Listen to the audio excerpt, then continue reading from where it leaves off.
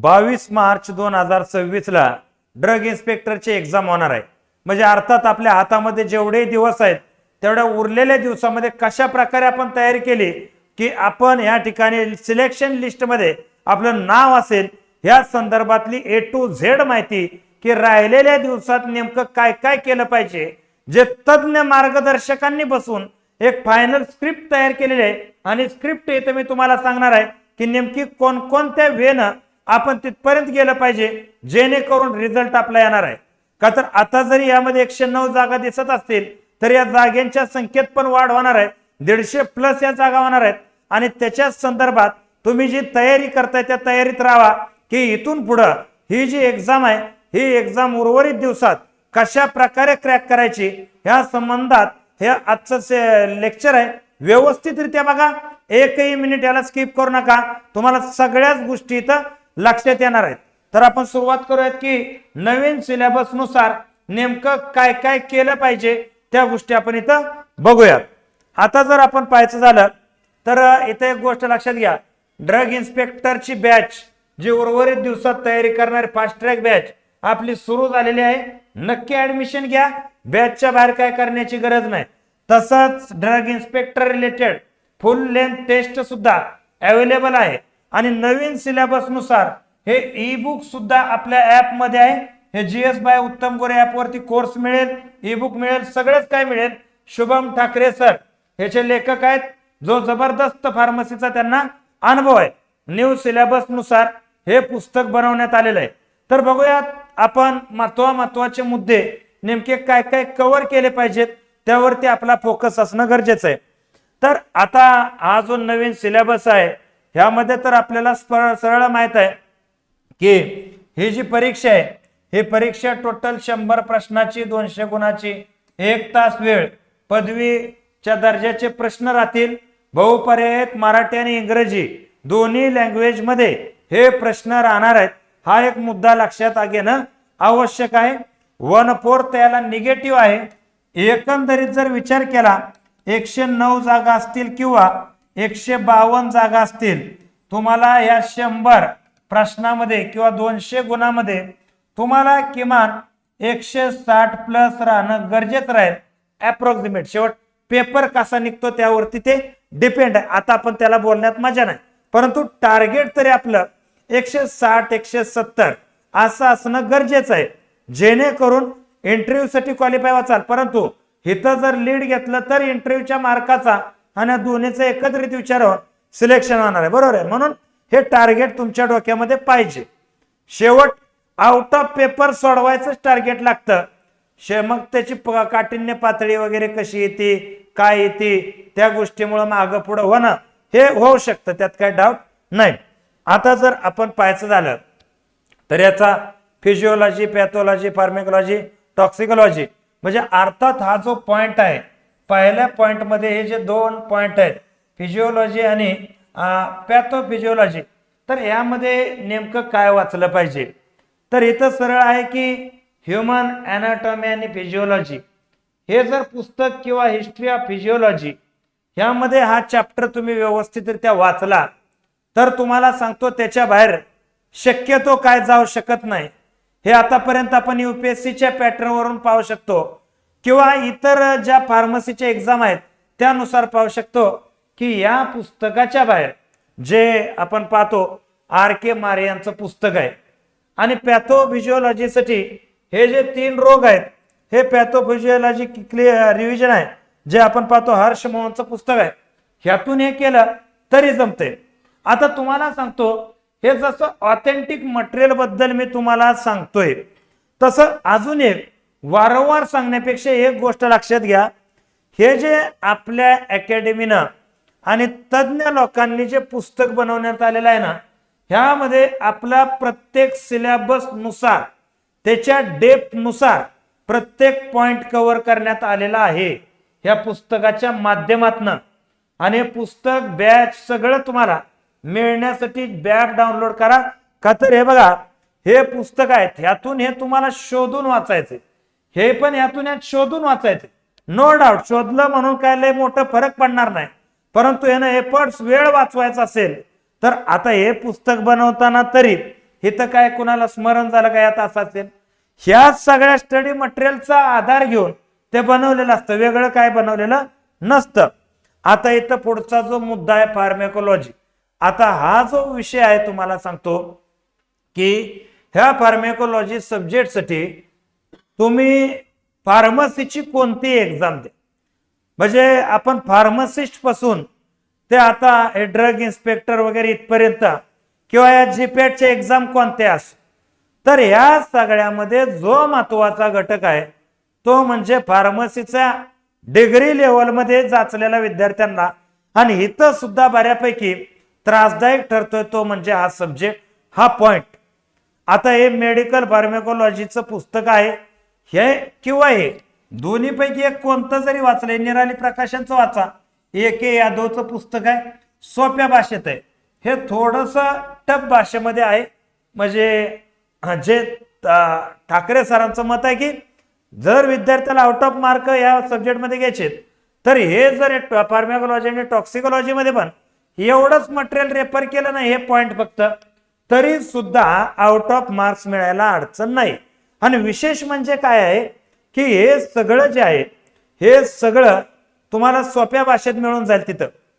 आता यामध्ये आपल्या अकॅडमीचे आता दाखवलेलं पुस्तक आहे, त्यामध्ये सुद्धा हे पॉइंट अतिशय सुंदररित्या कव्हर करण्यात आलेले आहे. हे बघा, आता बऱ्याच जणांचा असा ग्रह होईल मी बोलत बोलत बोलत बोलत अकॅडमीच्या ई बुकचा प्रचार करतो का काय, पण एक गोष्ट तुम्हाला सांगतो, हे प्रचार नाही, जितकं ऑथेंटिक हे स्टडी मटेरियल आहे त्याच ऑथेंटिक स्टडी मटेरियल वरून तज्ञ लोकांनी बनवलेलं तेही स्टडी मटेरियल आहे. म्हणून ते सुद्धा फक्त हे सगळी पुस्तकं द्या सोडून आणि तेवढं एक जरी रेफर केलं तर जेवढी या पुस्तकातून मार्क्स याची गॅरंटी आहे तेवढे एकटे त्या पुस्तकातून मार्क येतील का, तर त्यामध्ये या नवीन सिलेबस नुसार सगळेच पॉइंट आपण कव्हर केलेले आहेत. आता पुढचा मुद्दा जो आहे तो म्हणजे मायक्रोबायोलॉजी. यामध्ये आपण पाहतो हे प्रॅक्टिकल बुक ऑफ फार्मास्युटिकल मायक्रोबायोलॉजीचं आहे. आता मायक्रोबायोलॉजी मध्ये 12 प्रकार आहेत, बरोबर आहे ना. हे मायक्रोबायोलॉजी, मेडिकल मायक्रोबायोलॉजी वेगळं, बरोबर आहे ना, ऍग्रिकल्चर मायक्रोबायोलॉजी वेगळं, पण आपल्याला फार्मास्युटिकल मायक्रोबायोलॉजी ह्या रिलेटेड हे पुस्तक तुम्ही निराली प्रकाशनचं करा, ह्यातून एवढेच पॉइंट करा. हे पुस्तक घेतलं म्हणजे यामध्ये भरपूर असतं, फक्त यातून आपल्याला सिलेक्टिव्ह पॉइंट काढायचे, नोट्स बनवायचे, त्याचे व्यवस्थितरित्या रेफर करायचं, काहीही अवघड नाही. पॉइंट तुमच्या समोर आहे. ही PDF मी आपल्या ग्रुपला टाकतो, कोणत्या टेलिग्रामच्या, तिथून ती डाउनलोड करून घ्या, जेणेकरून तुम्हाला कोणती पुस्तकं सिलेबस काय ह्याचं कन्फ्युजन होणार नाही.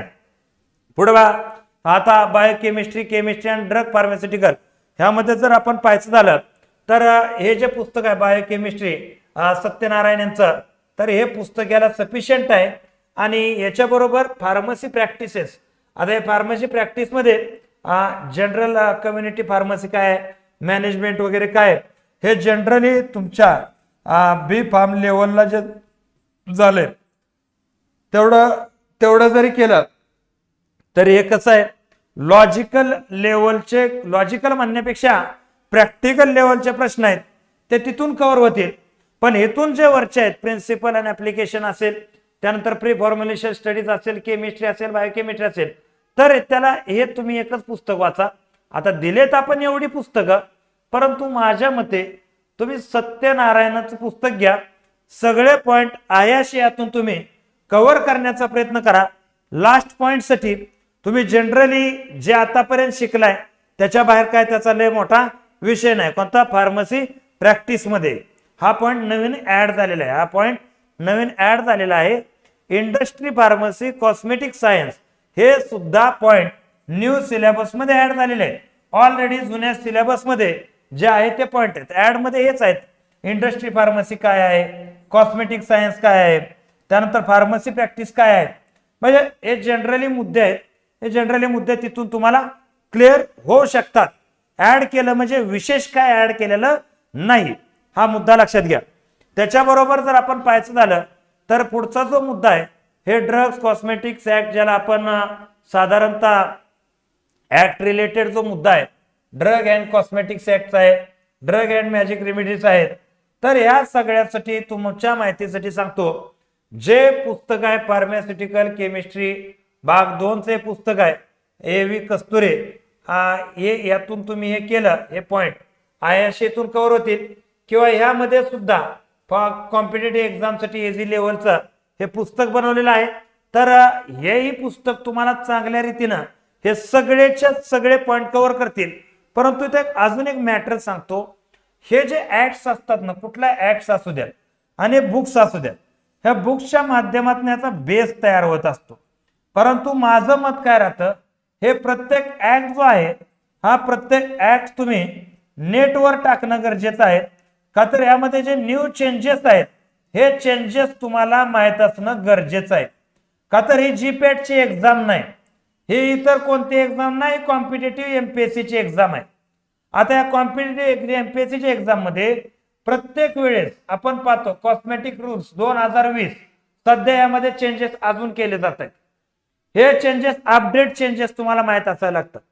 या बुकच्या माध्यमातून एवढा अपडेट तुम्हाला मिळणार नाही, बेस मिळेल तुम्हाला. जे आपण पाहतोय आपल्या अकॅडमीचं पुस्तक, त्यातून A to Z update, MPSC ची परीक्षा तुमची व्हायच्या अगोदर 1 महिन्यापर्यंत जे काय अपडेट आहे ते सुद्धा अपडेट त्यानंतर त्यात ऍड केलं जातं. म्हणजे मुद्दा लक्षात घ्या की अपडेट राहण्यासाठी किंवा ह्या परीक्षेला करंट अफेअर आहे का, अशा बऱ्याच पोरांचा बोळा बाबडा प्रश्न आहे. तर मला त्या सगळ्यांना एक सांगायचंय, ह्या परीक्षेसाठी करंट अफेअरचा हाच मुद्दा आहे. हेच मुद्दे आहेत करंट अफेअरचे. वर्ल्ड हेल्थ ऑर्गनायझेशन असेल, राईट ऑफ इन्फॉर्मेशन ऍक्ट असेल, फार्मसी ऍक्ट असेल, इंटेलेक्च्युअल प्रॉपर्टी ऍक्ट असेल, पॉयझन ऍक्ट असेल, हे सगळेच करंटला धरून मुद्दे आहेत. आहेच बेसिक काय काय, परंतु करंटला धरून हे मुद्दे आहेत. हा मुद्दा इथं लक्षात घ्या आणि यानुसार तुम्ही काय करा, स्टडी करा. हे सगळे मुद्दे घेऊन आपण व्हिडिओ बनवायला सुरुवात केलेली आहे युट्यूबला, ते तुम्हाला फार फायद्याचे ठरू शकतील. चालेल, तर हा विषय इथं लक्षात ठेवा.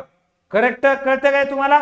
तर हे इथून करा किंवा हे पॉइंट घ्यायचे आणि नेटवर टाकायचे. नेटवर, विकिपीडियावर, चॅट जीपीटीवर ह्याची अख्खी हिस्ट्री जिओग्राफी तुमच्या समोर येते. त्याच्यामुळे वेगळं. आणि जरी हे मराठीतनं तुम्ही वाचलं, एखाद्याला इंग्रजी कळना तर मराठीतनं वाचलं, अडचण नाही. का तर पेपरमध्ये मराठी भाषेत पण प्रश्न आहे. आणि जो पॉइंट आहे आपला, ज्यामध्ये आपण पाहतो शेवटचा intelligent test, basic coding, decoding, बुद्धिमत्तेचे काय क्वेश्चन राहतील. म्हणजे एवढ्या पुस्तकातून तुम्ही हे पॉइंट जर करायचे ठरवलेच ना, तर रोजचे आजपासून 4-5 तास अभ्यास केला तर हे सगळंच कव्हर होईल. आणि जर तुम्हाला सांगतो तुम्ही या ठिकाणी ह्या बॅचचा आधार घेतला, ही बॅच जॉईन केली, त्याच्याबरोबर हे सगळं स्टडी मटेरियल केलं, तर जे डोक्यात टार्गेट आहे जेवढ्या मार्काचं तेवढं सहजरित्या आपण अचीव करू शकतो. आणि येत्या 22 मार्चसाठी अभ्यास करणाऱ्या विद्यार्थ्यांना, जे आपल्याकडे असतील नसतील पण काही तुमचे प्रॉब्लेम असू द्यात, अकॅडमीच्या नंबरवर कॉल करा. प्रत्येक प्रॉब्लेम तुमचा सॉल्व्ह करून दिला जाईल. चालेल, तर ह्या ठिकाणी मी थांबतो. जय हिंद, जय महाराष्ट्र.